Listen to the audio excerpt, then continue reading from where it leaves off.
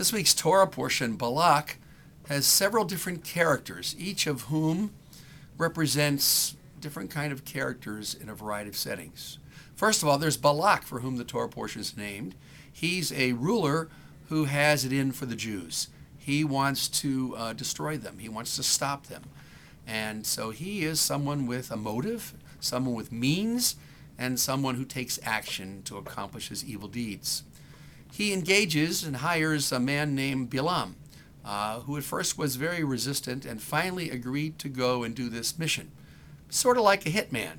And Balaam accepts this job. He didn't really care much about the Israelites, but he cared about his own personal gain, and he was offered quite a bit by Balak to do the job. And the next character, of course, is Balaam's donkey or ass, the famous Balaam's ass, who in the end speaks up. But Balaam's ass represents sort of the bystander, which is the role that probably most of us play, not the role of Balak, not the role of Balaam, but the role of someone who stands and watches what goes on and decides what we want to do in response. And Balaam's donkey, who is just an animal, plays an incredible role. The donkey plants himself in front of Balaam to try to prevent him from going, and even takes abuse from Balaam, who strikes him several times when he won't move out of the way.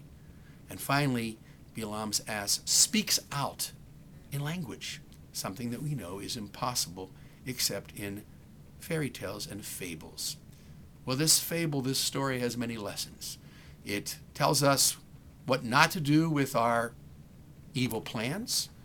It tells us what not to do with being a vehicle for someone else carrying out plans with no good end. But most of all, it tells us that as bystanders, we need to step up and do things to help make the world a better place. After all, if a donkey can do it, then so can we. Shabbat Shalom.